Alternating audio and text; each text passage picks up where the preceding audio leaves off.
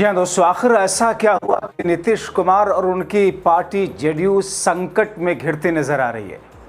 स्वागत है आप सभी का। आप देख रहे हैं द राजनीति का विशेष सेगमेंट खबर और विश्लेषण। मैं हूं जब्बार खान।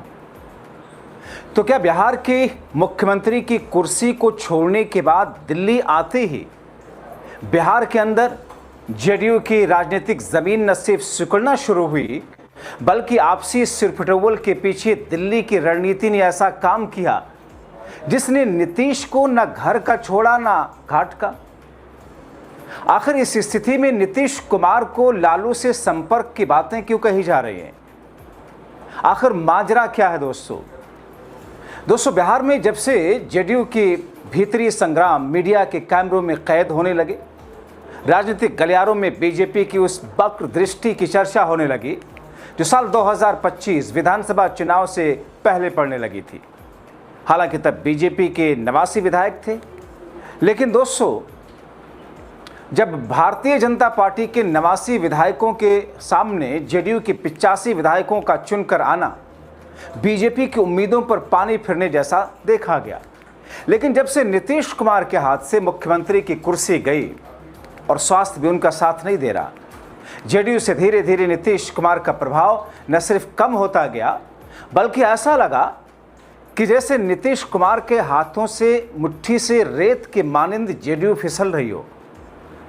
और इन सब के पीछे ऐसा लगा कि जैसे दिल्ली की कोई प्लानिंग हो जो धीरे धीरे स्लो पॉइजन की तरह एक रणनीति के तौर पर काम कर रही है। अब इस प्रभावहीनता का असर जेडीयू के कद्दावर नेताओं पर भी दिखने लगा। टुकड़ों टुकड़ों में बटी जेडीयू के भीतर चल क्या रहा है, इसके पीछे बीजेपी की रणनीति पर्दे के पीछे है क्या, आपको बताते हैं विस्तार से। दोस्तों याद कीजिए जेपी नड्डा का बयान। बीजेपी के पूर्व राष्ट्रीय अध्यक्ष जेपी नड्डा ने कहा था, एक दिन देश से सभी क्षेत्रीय पार्टियां खत्म हो जाएंगी और केवल भारतीय जनता पार्टी ही बचेगी। अगर पार्टी इसी तरीके से काम करती रही तो वंशवाद और परिवारवाद वाली क्षेत्रीय पार्टियां धीरे धीरे समाप्त हो जाएंगी।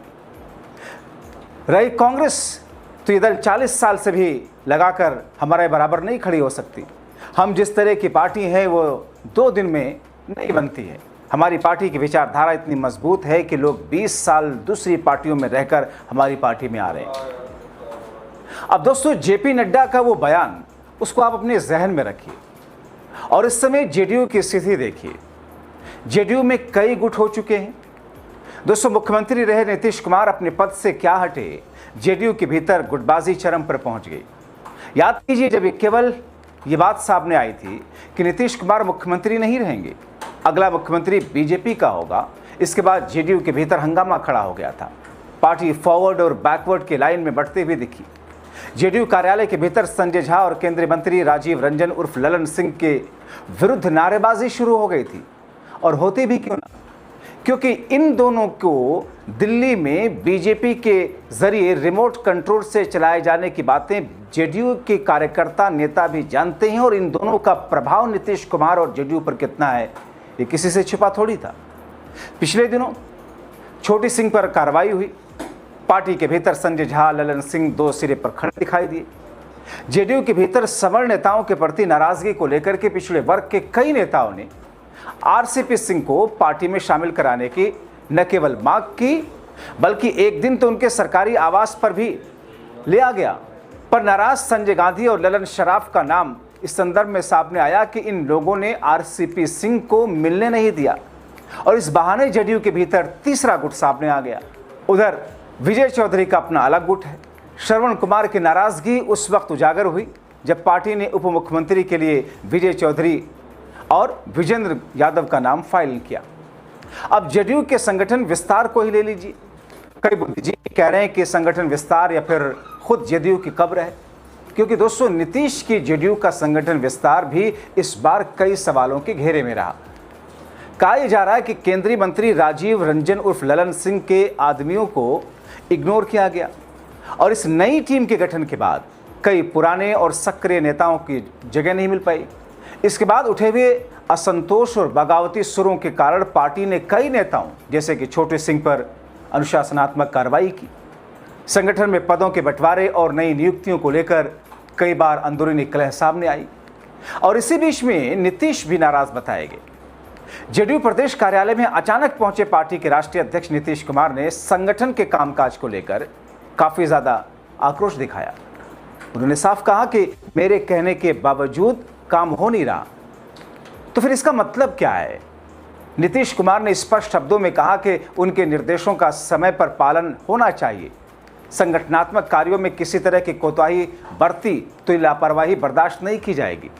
तो फिर कौन है वो लोग जो जेडीयू के भीतर गुटबाजी को बढ़ावा जिन्होंने दिया ही साथ में नीतीश कुमार के बिहार से दिल्ली आने के बाद में नीतीश कुमार को एक तरीके से हवा कर दिया और इसी बिंदु को लेकर के कई तरह की अलग अलग बातें की जा रही हैं। लेकिन दोस्तों, अभी जो स्थिति है उसमें राजनीतिक बुद्धिजीवी क्या कह रहे हैं? राजनीतिक विश्लेषक हैं रामबंधु वत्स, जिनका कहना है कि जेडीयू की खेमेबाजी का मूल कारण यह है कि नीतीश कुमार के अस्वस्थ होने से उनके अनुशासन का डर पार्टी के नेताओं में, पार्टी के भीतर, संगठन में खत्म हो चुका है। उधर दिल्ली के पर्दे के पीछे की रणनीति का प्रभाव, और अभी तक निशांत कुमार संगठन में आए नहीं है।